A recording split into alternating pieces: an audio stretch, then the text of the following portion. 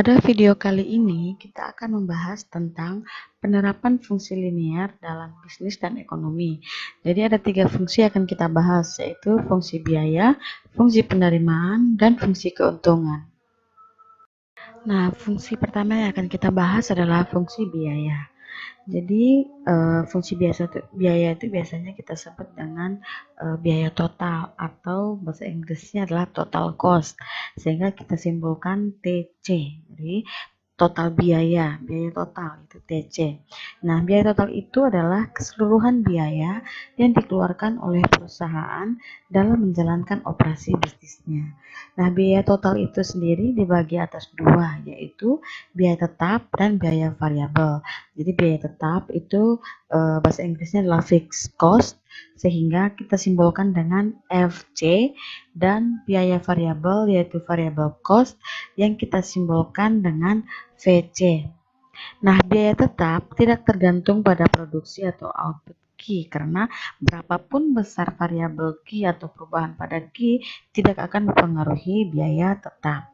Sedangkan biaya variabel itu tergantung pada produksi atau output, sehingga variable cost itu atau FC atau VC ya, itu kita bisa simpulkan VC sama dengan fungsi dari Q. Kenapa? Karena biaya variabel itu tergantung dari besarnya produksi atau output.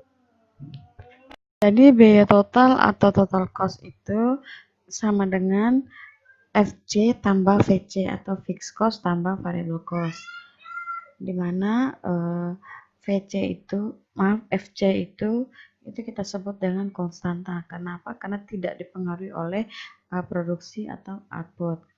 Nah, contohnya TC sama dengan 150 tambah 500 Q, berarti yang variable cost-nya itu adalah 500 Q, karena besarnya variable cost tergantung dari produksi output yang itu Q, dan fixed cost itu sebesar 150 karena fixed cost itu adalah konstanta. Nah, kalau fixed cost itu misalnya biaya telepon, biaya listrik, biaya air.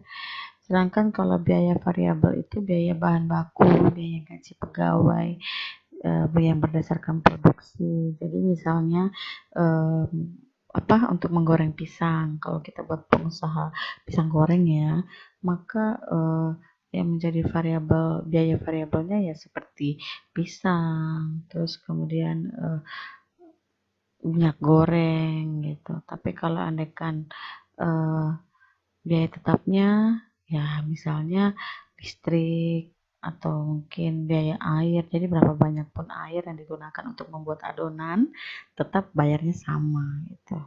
Mau kue pisangnya sedikit atau kue pisangnya banyak, maka penggunaan airnya juga baik sedikit maupun banyak, waktu mau campur ke adonan kue pisang itu tetap saja biaya airnya itu tidak berubah.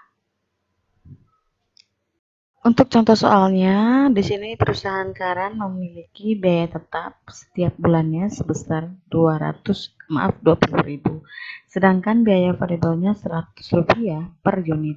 Nah, kita akan menentukan fungsi biayanya, terus kemudian kita akan menentukan berapa besarnya biaya tetap dan biaya variabel jika produksinya sebanyak 500 unit, dan bagaimana kita menggambarkan kurvanya. Nah, seperti yang kita ketahui,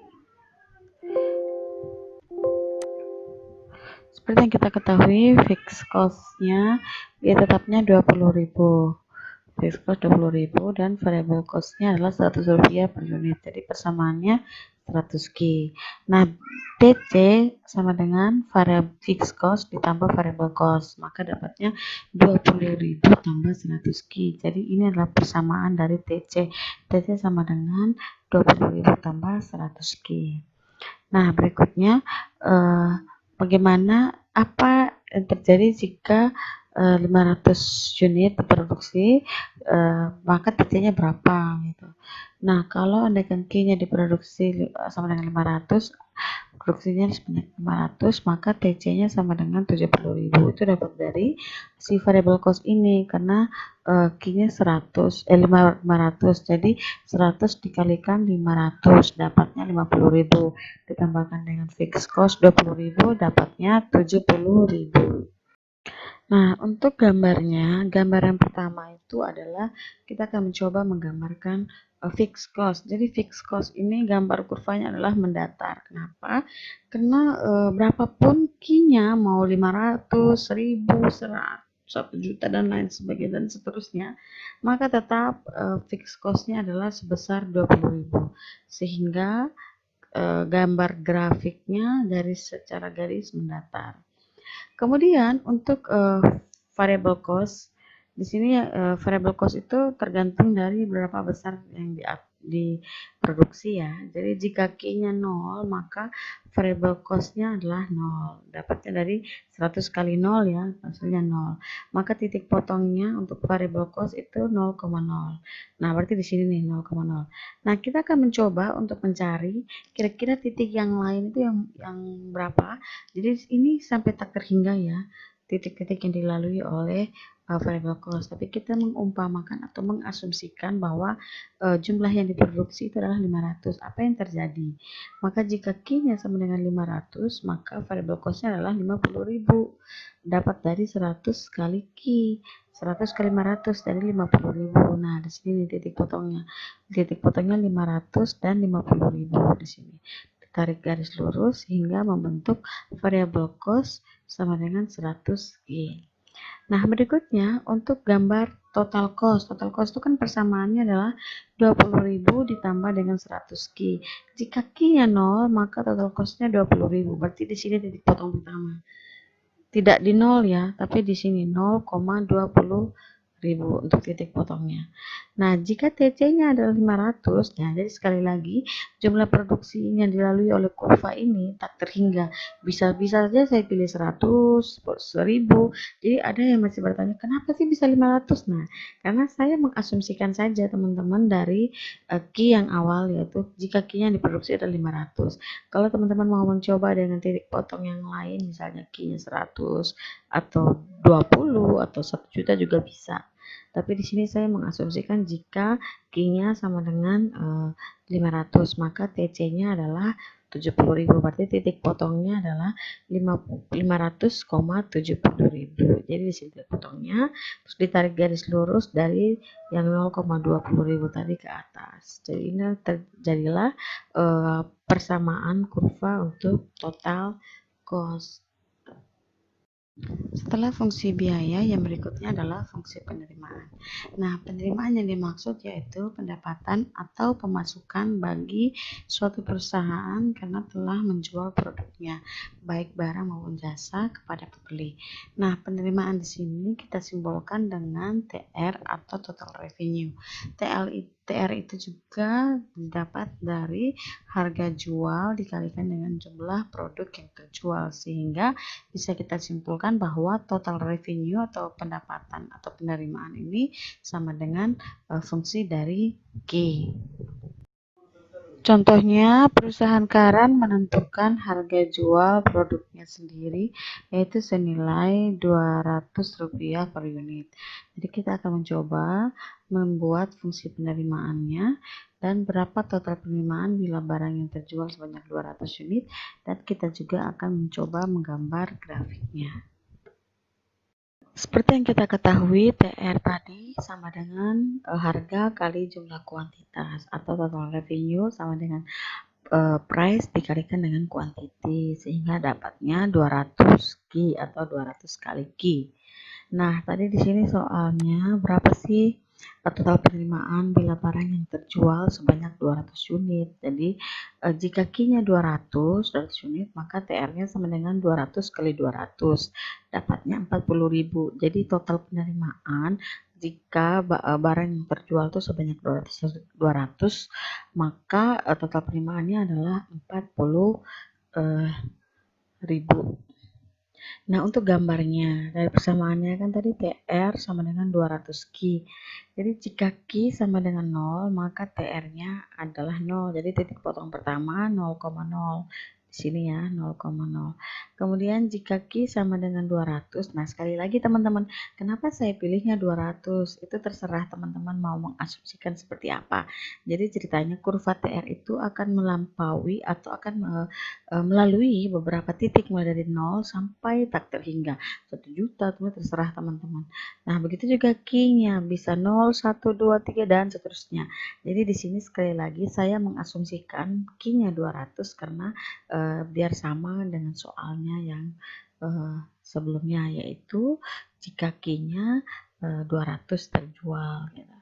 Nah, tinggal teman-teman kalau mau mencoba dengan Q yang lain juga boleh, silahkan. Nah, jika Q-nya 200 maka TR-nya adalah 40.000. Dapat dari 200 kali Q ya, 200 jadi darinya 40.000. Nah, titik potong kedua adalah 200 dan 40.000. Ini di sini kita potongnya. Terus kemudian ditarik garis lurus dari 0,0 sampai tak terhingga. Kemudian di sini pertemuannya yaitu 200,40.000. Fungsi berikutnya adalah fungsi keuntungan. Jadi keuntungan itu merupakan tujuan utama dari suatu pengusaha dalam menjalankan usahanya. Proses produksi itu akan dilaksanakan seefisien mungkin yang akan bertujuan untuk meningkatkan keuntungan pastinya. Karena di mana-mana seorang berwira swasta atau melakukan sebuah usaha itu untuk memperoleh keuntungan gitu. Tidak ada orang yang mau bekerja untuk rugi gitu. Nah, keuntungan itu merupakan selisih antara total pendapatan dengan total biaya yang merupakan insentif bagi produsen untuk melakukan produksi. Nah, keuntungan inilah yang dapat mengarahkan produsen untuk mengalokasikan sumber daya ke proses produksi tertentu. Keuntungan menurut ekonomi juga ini merupakan surplus atau kelebihan pendapatan total atau ya pendapatan total atas semua biaya produksi yang dikeluarkan oleh perusahaan. Termasuk di dalamnya itu biaya untuk pembelian sumber-sumber produksi yang digunakan untuk memproduksi suatu output tertentu. Nah, yang juga termasuk dalamnya itu adalah biaya atau pendapatan bagi pemilik modal yang besarnya sama. Jadi keuntungan total itu merupakan penerimaan total dikurangi dengan biaya total. Keuntungan total itu akan mencapai maksimum apabila selisih positif antara total revenue dan total cost itu mencapai angka terbesar. Secara sistematis, laba juga kita akan rumuskan dengan persamaan atau rumus P sama dengan TR kurang TC. Jadi kalau TR-nya itu nanti lebih besar dari TC, maka dianggap bahwa bisa diperhatikan bahwa produsen itu akan mengalami keuntungan atau laba. Nah, kalau pendapatan yang diterima itu sama dengan besarnya biaya yang dikeluarkan, maka produsen akan mencapai titik impas atau di mana tidak mengalami keuntungan dan juga tidak mengalami kerugian, atau dalam bahasa ekonominya itu sering disebut dengan BEP atau break even point. Nah, jika TR atau total revenue pendapatan yang diterima lebih kecil dari berapa besar yang dikeluarkan, maka otomatis produsen tersebut akan mengalami kerugian. Contohnya, perusahaan Karan memiliki fungsi biaya yaitu TC sama dengan 20.000 tambah 100 Q, sedangkan fungsi penerimaannya TR sama dengan 200 Q. Maka kita akan mencoba untuk mencari fungsi dari keuntungan, terus berapa jumlah yang terjual jika perusahaan pada dalam kondisi break even point. Apa yang terjadi jika perusahaan menjual produknya sebanyak 300 unit, dan kemudian kita akan mencoba juga untuk menggambarkan grafiknya. Untuk jawaban pertama dari pertanyaan apa fungsi keuntungannya? Nah, fungsi keuntungan yang kita ketahui itu sama dengan TR kurang TC. Persamaan TR tadi adalah 200 Q, sedangkan persamaan TC adalah 20.000 tambah 100 Q. Minus dikalikan positif dapatnya minus, minus dikali positif dapatnya minus, sehingga Persamaan untuk keuntungan adalah Pi sama dengan atau keuntungan sama dengan 200 Ki kurang 20.000 Ki, kurang 20.000 kurang 100 Ki. 200 kurang 100 dapatnya 100 Ki kurang 20 Ki. Jadi persamaan keuntungan adalah 100 Ki kurang 20.000 atau minus 20.000 tambah 100 Ki. Nah, untuk pertanyaan kedua, jumlah yang terjual jika perusahaan berada dalam kondisi seimbang break even point, atau di mana perusahaan sekarang ini tidak mengalami untung atau laba dan tidak mengalami rugi juga. Nah, seperti kita ketahui sendiri, break even point itu terjadi jika jumlah yang diterima atau yang didapatkan oleh pengusaha atau perusahaan sama dengan berapa besarnya biaya yang dikeluarkan, atau TR sama dengan TC. Nah, persamaan TR tadi 200 Ki dan persamaan TC adalah 20.000 tambah 100 Ki. Jadi ini nanti pindah ruas, yang Ki kita pindahkan ke sisi sebelah kiri sehingga menjadi 200 Ki kurang 100 Ki sama dengan 20.000. Dapatnya 100 Ki sama dengan 20.000, sehingga Ki sama dengan 20.000 dibagi 100 dan dapatnya 200.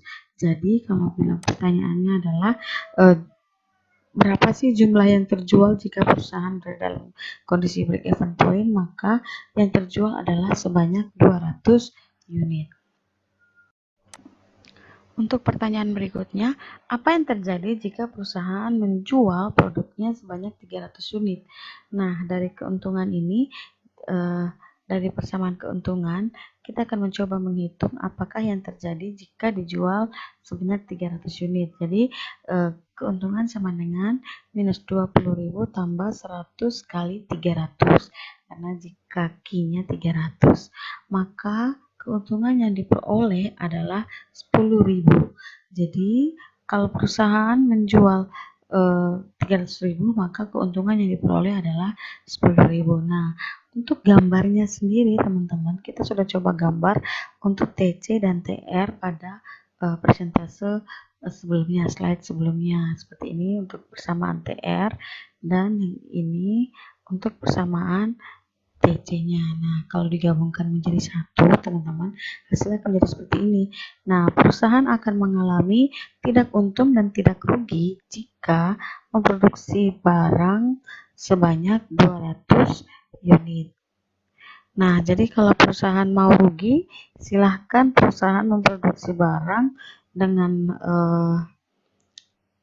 jumlah lebih sedikit dari 200. Jadi kalau andaikan perusahaan produksi sebanyak 199 unit, maka perusahaan akan mengalami kerugian karena ini adalah area rugi dan ini adalah area keuntungannya.